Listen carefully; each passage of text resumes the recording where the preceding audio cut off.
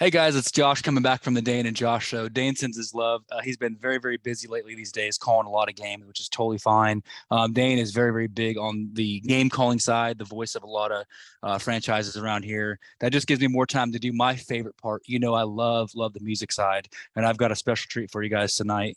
There's a band, a band that I'm telling you, if you're ever having a bad day or a good day, there's a song for everything. One of those most uplifting bands, but it can also just rock your faces off.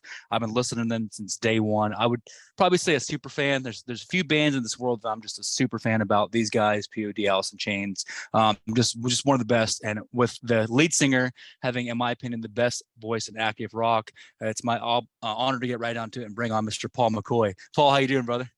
Man, I'm doing good. How are you? Good, man. It's good to have you on. Eric sends his regards. Thank you again for taking some time out of your night to jump on with us. Paul, I'm telling you, man, over the years, there's been some questions we've been itching to ask you from day one. Ever since the first single, man, when I heard Crash, I'm in Kansas, right? So in Wichita, and we're rolling down the road. We had the station called T95 back then. And it's like we hear Crash come on, those first three notes. I'm like, what is this? I thought it was Saliva for a second at first. And I'm like, no, that's a different voice. And then you break in with the chorus and we're like, dude, we are hooked. Who are these guys? That was, I think, 2000, the summer of 2001. And we were just, ever since then, we've been hooked, man. So you're just still doing it all these years later. I appreciate you, man. So Yeah, I was just very fortunate to be able to get to do what we love to do for so long. And I'm a huge fan of music myself. So being able to start a music career at such a young age yeah, and play music that means something to me and still have it resonate, yeah, 22 years later, man. feels good. So I'm more than honored to be here with you today and chat with you for sure. Love it, man. So, like I said, back to that point, I remember, and then this evolution, we were, like I said, I only because of being a fan for so long, we kind of followed what you guys do. We thought we were going to be you. I remember you even went through this phase with Pottersfield where you're doing all these corduroy pants. We're like, we're going to do that too with the DCs. And then you transition to Underdog, we're like, man, we're going to be like Paul. When you went from the spikes to the buzzed hair, I'm like, dude, we're trying to be like this. My first tat when you did the spider web, I was like, anyway, just it was something we tried to emulate, just that cool post new metal thing, man. So anyway, there's some questions that over the years we've kind of wanted to pick your brain about the audience as well. So I'm going to roll with this one. I know you obviously multi-talented, multi-instrument musician, but when you go back to the day, man, when you first started playing, maybe even before you and Eric wrote those demos, when did this all begin for you? When did you first start playing music in your life? For me, when I was very young, my dad had a couple of guitars laying around the house, and he knew how to play like two things, and it was like still I was just so blown away by I just loved that you could put your hands on that and it would just make these crazy sounds. So I started just being amazed by the instruments and music. My parents had a little piano in the house, and so I just kind of very young started doing it. But I remember when I was 14 years old, I got a guitar for Christmas and I couldn't put it down. First thing I was learning was the theme to Top Gun, Okay. So Yeah, I man. started doing that, and then I just started messing around, putting my hands in weird places and seeing and they're like, that's a cool sound. So I still can't read music. I don't follow tablature, or people are Yeah. like, Eric will say, hey, what chord is that? I'm like, I don't know, man. I still to this day don't. I can show you what it looks like and I'll tell you how I play it, That's awesome. but beyond that. So I just kind of just very young, just was very amused by all the different types of instruments and like the things you could do to manipulate them. And then you go now and you look at guys like Dimebag Darrell and these guys that Yeah. the sounds that he could get out of that same instrument that I had at 14. It's just night and day. It's just such a whole nother world of expertise. I love it, man. I remember Eric saying his first guitar. I want to say it was like a Fender, one of those like Walmart kits or whatnot. Do you remember what your first guitar was? What type of guitar it was? Yeah, I got an acoustic. It was a classical acoustic. That was my dad's. I got that, but my very first guitar was bought at a pawn shop, and it Okay. was a Fender Squire neck, but I think it was on a modified shaved down Ibanez body with upgraded pickups, and I didn't know any of this. And years down the road, I was bummed out that it was two different guitars. Yeah. I'm just gonna take it apart and re-clean it, and then it just disappeared. I don't know. The I had custom, man. and I Custom. couldn't Yeah. put it back together. So, but yeah, it was a one-off pawn shop guitar, and that's what I wrote probably my first 5 to 10 songs on. That's awesome. Man, on this hybrid, this Ibanez Fender, that's pretty cool, man. I love it. So when you talk about, you go back from, obviously self-titled Pottersfield, and I remember that like that transition of what you guys did. I felt like there was a time in music when you guys dropped Underdog. There's this transition in rock and roll. It's kind of going to a little bit more of like I'm almost like radio rock, and then you see this phase, right? So you played so many venues, man. You've been rocking, as Bon Jovi would say, you've been rocking millions of faces and did it all. If there's a Yeah. venue, maybe a club, maybe a small one, maybe a stadium, every artist has a different like happy place if that was like their favorite gig. Has there been a spot so far for you that's been maybe just a key memory for you? If you could do that. Yeah, as far as like venues specifically, there's one in Flint, Michigan called the Machine Shop, and it is just Yeah. legendary. Not only for like the people, but it's like everybody there is so great, and they all are there for the right reasons. They're all there to celebrate music. And the great thing about that venue is it doesn't matter who's playing, it's full. Like people come out. It could be a country artist, it could be us, it could be That's awesome. Kid Rock stopping through to do a show, and it's going to be wall to wall chaos, and just the pure energy that that place brings is great.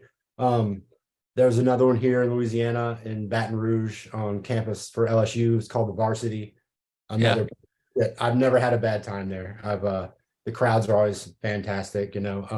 I personally prefer that type of venue, bigger clubs that you can really get face to face with somebody. Like we try to really interact with our audiences every night on a one-off basis. Like the Yeah. songs are always the same. We tend to, a lot of musicians go through the same motions and the same things, say the same thing in between songs. You kind of develop a shtick and like a rhythm. But we tried to really make every show its own thing. So, Yeah. the people that saw us in Topeka last night, they don't know what we're about to do tomorrow night, and they don't care. They want what they got coming to them. So we Mm. did at one point, I think we did 27 shows in a row, 27 straight days. And Wow. I left the stage every night dying, throwing up. I Yeah. was like, I'm Yeah. leaving it all Drench. here. Yeah. And then I'll have to figure out how to get back here tomorrow to this place and this energy. And it was always based off the crowd. The crowd can come in and Mm. stand there and do this. And I'm gonna do everything I can to get those arms uncrossed, Yeah. and Yeah, I mean man. some people show up, in the morning of the day of the show, and they camp out outside the venue, and like I don't have to coerce you to do anything. You're already there bringing the energy. So we feed off of Man. that. Definitely. Yeah, you guys definitely. I'm telling you, it's one of a kind, and I love it that you do both. And to me, I don't know, being like I said, just a kind of super fan type thing. Last time I saw you guys play, I like the venues where I love the small venues and the big both, right? But I'm like, as a fan, I'm hoping, man, it's like a small ballroom type place because we get closer to you, right? That's for you guys. I love it when you do the festivals and all that, but just for the fan sake, when I think about some of the songs, man, that over the years that have never stopped leaving an impression on me. I can think of memories in my life, probably like when you're writing. I think about Stay over and over again. Went through, passing a fan member, and it was there for us, right? Like we're listening to Stay. Of course, the breakups when you're teenagers and all that. But then the deeper meaning as you get older. I'll never forget Broken Road, man. Like I had probably 4,000 times I played that song on repeat one summer when on the Underdog album, and even like as late as Lurleen, like when I related to from the story of it what you went through and the passing of a grandparent. Like you've always had a song that's influenced every album that you do. There's multiple songs. It never gets old. You stay fresh and relevant, and you stay powerful from the first single to now. 17 years of riding, now 22 of doing it, man. I don't know where you come up with this inspiration. Who inspires you to do this at such a high level for so long? I mean, honestly, I think for me, these songs are as much of a journal entry or a therapy session for me and the guys as they are Mm. a motivation or a story for the listener.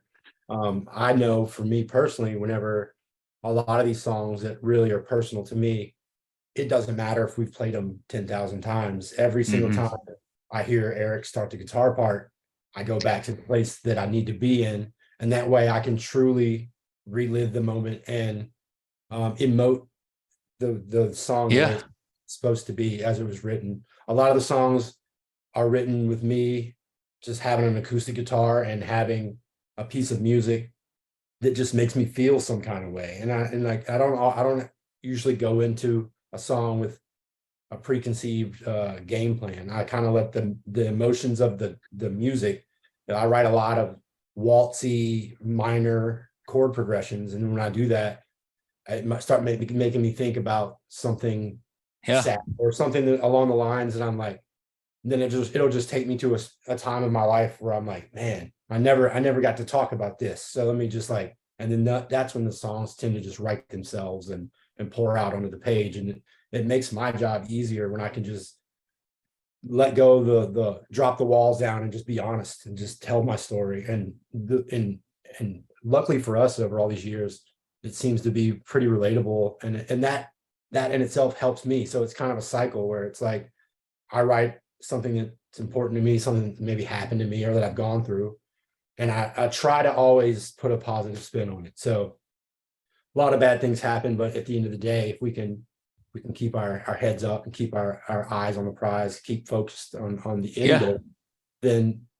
there can be light at the end of the tunnel. And so when I put those type of things out, and then people come back, and almost daily, people comment about how certain songs impacted them very deeply, and then they start opening up, and they're able to share, and they're able to let go some of these things that they haven't been able to speak on.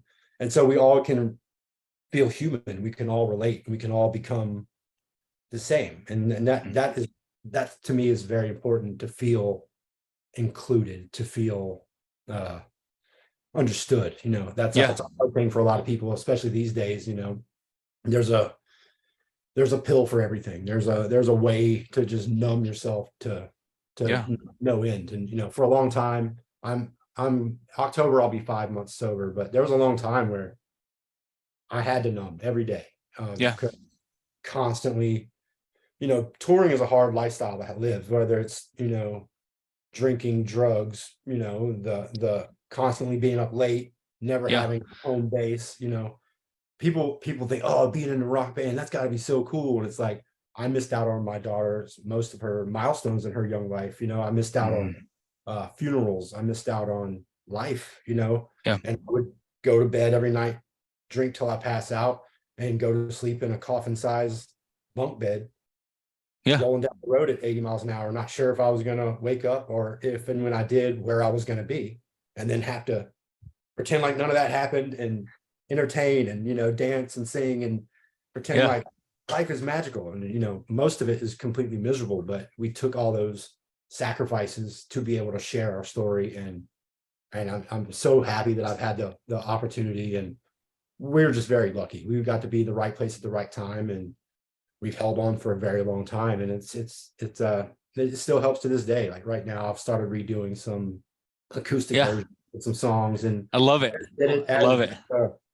I was home, and I was playing anyway. So I was like, let me just see if I don't know what certain social media outlets do to limit reach and invisibility. So I'm like, I'm rarely on social media anymore. So let me just stick my toe in the water, and then got 10,000 views. And I was like, oh, and then people started making requests, and then started saying why certain songs meant something to them. And I'm just like, now I'm engulfed in it. Now I'm just like reading all these comments, and like, wow, okay, cool. Like, you guys are here. You're still here. So then it just motivated me to do. I love it. I've done 3 in the last 4 days, and I got a little list going, and it helps me because I don't like to play and sing at the same time.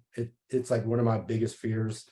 So I've always had a great team, a great group, and I can go in with a rough little guitar idea and be like, here. And they're like, oh, I know what you're trying to do. And I'm like, yeah. So this is a whole new world for me to just bear myself enough to like put myself out there. It's awesome. Play and sing, and just, I probably do 75,000 takes, before I all right, no, man. I can maybe It's good. It's just like the album. That's what I'm saying, man. And I could sit here and just listen to you just talk about. I'm telling you this right now, man. Everything you just said.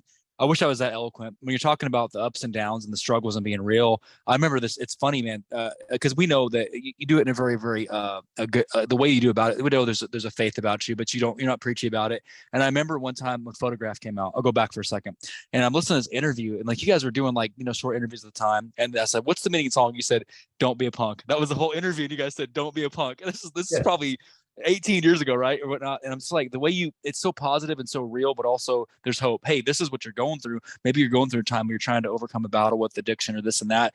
No, we're all real. We're not going to fake it. Let's be real. Let's write about it. Let's help people get out of it. There is a way out. And that's what I think people need to hear about, especially now post COVID and just the stress of the world and all that. Your music, you're prophesying these great songs 15 years ago that are still resonating because it's powerful. A lot of times those that listen to you, we're passing it on to our kids, which is so cool. You're still young in the game. Really, man, you're young in the game. And now our kids get to hear, my kid's like, oh, is that Paul? No way. She's freaking out. I didn't believe it. I was like, no, it's really him. Check it out. So you're down to the next generation, man. So I hope you do a whole series, maybe a concert. Do an acoustic concert, man. I think you get some hits from that. I got a little small list somewhere in here that of songs that I'm gonna attempt. Yeah. I don't wanna do myself or the song a disservice by trying to them, but not possible, man. Not possible. Everybody's got a pretty good positive reaction to it so far. So I'm definitely a lot of time on my hands right now. So it's nice to be able to. It helps me, again. I'm already going to be playing and singing and just trying to work through some ideas. So yeah, turn the camera. Absolutely, man. Well, we'll share. We'll continue to share, and we try to, our platform, man. We love you. It's been something we've been talking about for a long time. So we wanted to wait till we had John when we had a chance to. Now it's across the world, our show. So like we wanted to give you just another fan in your corner, if you will, man. So thinking about when you said that, some time and all that. So I know with you guys doing Picture Perfect, and Eric talked about. These days with digital, it's cool. Like that was a full-length album. Are you guys writing, maybe doing some demos for some new stuff in the next year or so, do you think? Or what's next year looking like for you? I'm always writing, but I don't force it. So yeah, there's no timeline. There's no game plan. When I moved to Nashville a few years ago, my girlfriend wanted to go to recording engineer school. So we went out to Nashville right before the pandemic. So we got out there, we moved out there, and there was a massive tornado, and then pandemic, and then school. Well, her school's no more. Neither of us were really working, and so I started talking to Skid Mills, who's just a world-class producer. He's done our albums, just top-notch human being. And he lived in Nashville, and he was like, "Hey, you got some ideas? There's nothing but time. Let's see what we can do." So that's when we went and did this last Smoke and Mirrors EP. We just had some songs so good pieces from up to a decade ago, and then we had some songs that I wrote on the spot with a buddy of mine named Chad Mosby. He lives here in Louisiana, and Chad came up in the same scene we did, and so him and I have always been friends, and he's always a great guy to bounce ideas off of. So he was still here in Louisiana. I was in Nashville. We were sending ideas back and forth, and then I would take our combined efforts to Skid's house and say, here's what we've worked on. And he's like, cool, let's finalize it. And we ended up getting a 5-song EP. Awesome. We're going to do another one. I forced myself into doing another one because I put volume 1 on the first one. Yeah. So I did that intentionally because I know myself, and I'm not going to leave it with, I would have just done Smoke and Mirrors EP. But so I don't have a timeline, but there will be a volume 2. Good. We can't wait, man. That series. We can't wait, man. So I'll be looking forward to it. It's again, every album, and I see this, it's this evolution. You can tell, like, you guys progress, you have that signature sound. Like I said, what I liked for a second, and when I look at even going back into Underdog, and then when you did, Infected, Eric never stopped doing his own thing. Like when solos weren't popular, I loved it. You guys never stopped. Like it's you're sitting there, and I'll never forget it when you're doing, in the time of like Breaking Benjamin, all great bands, Chavelle's coming out, all these guys, no one's doing solos, and you guys are still dropping it. Like it's just speak your mind, just killing it, you do you. So I let Eric agree. Eric's a bad man. You know what I mean? Eric's my brother, and I love him. Team. It's always good. He's like, we're one of those duos that like we've been together since the beginning, and we just have an understanding for not only the music but for each other's styles. Because when we started the band, Eric comes from a heavy blues, classic rock background. I came from alternative rock, even as far back my vocal styles from old country, like Garth Brooks era, country music, learning some of those little melodies. Aaron, our drummer, was into just insane math rock. Like he's one of the most talented musicians I've ever, and I'm lucky that he was my drummer for as long as he was. my brain isn't wired to do more than one thing at a time. And he was just a machine every night. So he was a dream theater, just Yeah. Danny Carey type mind. And then I'm over here with the grungy Alice in Chains, Nirvana, 90s phase, Eric's on blues. Like everybody brought something different. Our It just bass player fits. Yeah. into all the super sick, funky slap and pop Primus, Primus. Yeah. So we took all of these influences unknowingly and meshed them into what is now like 12 Stones. And then as our career progressed and we added new members and people kind of came and went, like when Justin joined the band, that's when the Anthem for the Underdog phase. Yeah. It was a little bit more radio friendly, a little bit more pop-ish. Yeah. We still were able to keep all of our selves in the music. Nothing, we weren't gonna compromise. And our rule was always that if we can't pull it off live, we're not going to put it on the record. Yeah. We don't want to be the band that goes and has like all this crazy extra stuff and then we can't pull that off live. So we wanted to be like, hey, if we just have to show up at a place and I get a megaphone and you got to plug into a PA system, it'll be all right. Like that's kind of where we'll make it happen. Yeah, man. I love it. Like you said, I can, from the beginning when Kevin was with you, and which it's funny because I actually was able to connect with him a little bit. Just great guys, and I love it in different phases in life. We get that right. So I just the conglomeration of sounds. Eric kept going back to 311 as well. So I think that polishing out, but there's nobody like you guys. Let's just say like there is no voice like Paul. The combination of what you guys do, there really is nobody doing what you do. So I'll transition for a second, Paul. I know I want to try to honor your time. This is a fan favorite thing, man. This cracks me up. You know how you talk about comments of the fans? We have some really good fans and they give us some interesting random rapid fire questions from the deepest parts of the internet. Okay. So these are all PG, but they're weird. We get weird with you for a second. Okay. So they'll come up with things that like, where did this come from? Okay. So here's the first question. You, for whatever reason, and this is somehow real life, we're in maybe the multiverse. You are asked to call a boxing match. Paul McCoy has to call a boxing match between the Kung Fu Panda and Smokey the Bear. Who you got in 12 rounds? Who's going to win that boxing match? Oh, well, I'll be honest with you. My immediate reaction is Kung Fu Panda. I mean, Smokey the Bear, I feel like, you know what I mean? He's still got a shirt tucked. Strong right hook, He's probably like country strong, you know what I mean? He's a couple bales of hay before. But I mean, the Kung Fu, I feel like that's got to take it in my that's me. Okay. I got you. So we bet on these, by the way. So at the end, I'll tell you how I did. And usually Dane and I, when he's here, like the winner gets lunch provided. I did have you on that. So next one, imagine this. You guys are showing up at a celebrity basketball charity event. Okay. So you and Eric are going to take on LeBron, Kevin Durant, and you're going to take on Giannis. Okay. You guys are taking them on. It's you and Eric, and you get to choose as your third guy. You get to choose between Axl Rose or Scott Stapp as your third guy on your team. Who you taking? I know Scott from the wind-up days, maybe, but here's the first hand Scott Stapp shoot a basketball, and it was all right. You know what I mean? So, all right, got you. You taking Scott? Can't verify how Axl rolled. Maybe he's going to cross us up and break some ankles. I don't know, but there you go. So you taking Scott? Okay, take Scott Stapp in this one. Got you. All right, man. So I look forward to that celebrity basketball match. All right, let's make it happen. Me too. So next one, you guys are. Red Rocks gets talked about a lot these days as being one of those, those niche anthem venues. So you're asked to play Red Rocks headlining. You guys are coming back 2024 and whatnot. But the catch is you're asked to come headline Red Rocks, but you have to wear one of these two costumes the entire set. Like you have to wear this. So again, our fans give us some weird stuff. So you got to go with that weird. We've done plenty of shows with mandatory costumes. Okay. I'm all good.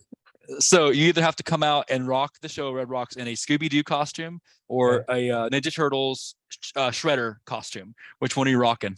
I'm Shredder all day. Absolutely. Got you. All right, I'm 3 for 3, man. I'm killing it right now. Okay. So next one. So you are asked to cover. This is more just like a cool, like stylistic question. So love both these artists. You guys are asked as 12 Stones, metal band and all that, to cover one of these two hip hop songs and redo it for a Rap Goes Rock 2024 album. Okay. Are we going with Today Was a Good Day by Ice Cube, or are we going with I can't spit it out. Are we going with Today Was a Good Day by Ice Cube or Dre Day by Dre?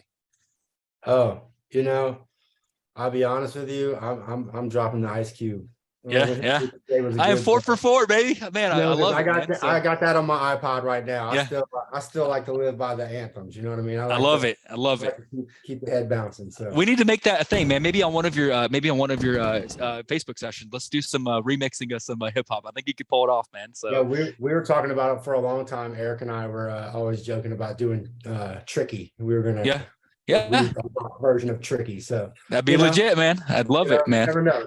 Times are tough. I love it. So last question. So even though we all know who you are, let's pretend for a moment like you're going somewhere where for the first time you've ever played, right? And so you're introducing yourself, walking around. It's just maybe a country that you never had a chance to play in. So you're introducing yourself, and you have to either say for the day, you're not Paul McCoy of 12 Stones. Either you're Bono of 12 Stones or Kevin Bacon, lead singer of 12 Stones. How are you going to introduce yourself for the day when you're walking around? 100% Kevin Bacon. And I'll probably even change it to like Kevin Code or something. It's a little just Six to be like, degrees. wait, what did he say? Yeah. I'm Kevin Bacon, man. How you doing? Kevin Bacon and 12 Stones, man. I love it. So that's just For so sure. that's just a little segment we do called Rapid Fire, man. Just some silly stuff that we put together, Dig it. personality. Love it, man. So the last section, before we give you back some time of your night, man. One thing we stand behind always is everyone's welcome and everyone has a chance, right? There's a positive vibe to what we do. You looking over your career, still killing it. 22 years later, top of your game, still making great hits, and just being an influence around the world. If you were to give maybe your beginning self a mantra, what's a mantra you'd say? Hey, looking back over this, for those maybe that want to be you one day, what's a piece of wisdom or advice you could pass on? You know. I mean, honestly, I think for me, it's always about finding your best self, finding who you are. Like, That's good. it gets lost in religion and all these other groups all the time to just follow along and like this is the path for all of us. We're not all on the same path. We're not all on the same road. We're not even the same multiverse. That like everybody has different things in their lives that make them individual. And when we stop embracing those individualities, we sacrifice ourselves. And so for me, I've always taken a lot of pride in the fact that I remained true to who I was. I never wanted to, I always wanted to make sure that any interaction I had with a person at a show was something they would be happy that they experienced. I always, we all have bad days and we all have those things where we struggle, but we always, as a band, tried to make sure that we appreciated everyone's time and everyone's effort to be a part of those moments with us. Like they chose to spend their money, their time, their efforts to come hang out with us. Like, who are we to not embrace that? You know what I mean? Not rock stars. And it's put a hurting on me to see people look down their noses at other people, because you have an opportunity that some others might not have, or you have a talent that some others might not have. So I'll just say, just be yourself and be proud of yourself. Don't be scared. Don't be a punk. Be a good person, That's just OG try right to there, like man. about people. At the end of the day, I'm very high strung and like I'm not good in my car. You know what I'm saying? I don't play well with others. I have my issues that I have to focus on. But what I do is I try not to leave my house as much anymore. And those times come where I'm like, things aggravate me, things bother me. It's not anybody else's responsibility to deal with my triggers or my things that are bothering me. So Understood. I got to deal with me. I got to handle myself as the individual and then try to make the world a better place in my shoes. Man, I think as I close, I'm telling you, the more we get a chance to kind of talk about, who you are, the more we love you already, but I love it that you can be honest. It makes us love you even more because like you said, sometimes with this rock star thing where you guys have done it for a very long time, it's nice to know that you're a real person, like real, what I'm saying? Like, hey, what you're writing about is coming from something you've dealt with. You're not ghostwriting somebody else giving you their stuff. This is from the heart, from you. And that's why I think bands like you guys, like when you look at you and what you and Eric have done, people flock to bands. That's why I think being successful for this time frame, people like real, like genuine, like maybe something they can attach to an identity, So man, I just can't wait to see what you do with Smoke and Mirrors Volume 2. It's gonna be great, and maybe some maybe we'll hear Tricky on there on Smoke and Mirrors too, you know what I'm saying? Maybe if we can do a secret song or a hidden track or something like the old days or something, Yeah, back in the day when you let it go like 12 minutes and it just appear, So well, yeah. Paul, man, I'm telling you, Paul, thank you again for we talk about bucket list things that have been in our what we started doing this for, and this is definitely one of them, man. So always let it be known, open invitation. I'll be sharing what you do. I love the demos that you're cutting on Facebook. Please come back sometime in the future when you guys have some content. Open door. It's not enough words can be said, and thank yous for what you do for us, man. Keep making great music, and we're gonna keep celebrating you the whole way. Okay, so I appreciate you very much, man. Thank you for your time. And man, it was a good interview. It was a lot of fun questions. I like that rapid fire. That was cool. thanks, man. We'll take care. We'll be in touch, and you have a good evening. Okay, thanks for your time, man. You're welcome to drop off. Thank you. So, guys, that's I'm telling you, bucket list is an understatement of someone that I've looked up to for many years. You can't put a price tag on how music makes you feel, and that's an interview that is just going to go down in history for us. The show's been worked with a lot of people, athletes, musicians, bloggers, the whole deal, and to be able to write from the heart and just make people feel something good, even in a tragic situation. Some of those songs are powerful and real, been through stuff, so it's just wow. I hope you realize how powerful their songs have been. We didn't even talk about some of the stuff, like he's done the stuff with Evanescence, right? Like Bring Me to Life, that was him. We don't even have to go there because his music, and I love Evanescence, his music is so good. Like that, to me, this band, what they represent, what they embody, there's just nothing like it. So Paul, thank you. Eric, of course, for making that connection. 12 Stones, I'm telling you, the way I feel, I recommend it. Stay is an amazing track. Bitter, it's a good one. I hope you get through some stuff. I know them all because I'm a super fan, but Anthem for the Underdog, if you need some pump up, something to kind of help you feel motivated about yourself, all the way to Lurleen. It's a song about letting go of the past and talking to people while you have the time before it's too late. Beautiful body of work. So I can't wait to see what else they do. And we're going to hold them to making a hip hop rock song. They'd be cool. So again, Dane sends his love that he had to miss this one. I know it's a true honor, Dane. We'll be back soon. This week, we also have Lonnie Alameda coming up from FSU. And we've got Pedity, another amazing artist coming up who's been doing some work on the hip hop side. We've also got the band Ages stopping by this weekend, as well as Marquez will be stopping by, working with a great basketball program in Oklahoma. A lot of content coming up, you guys. So tell you what, Paul, that was going to go down for me in the bucket list column as a win. Thank you for your time. Thanks for stopping by. Don't forget that we love you. And as Dane would always say, thank you for listening.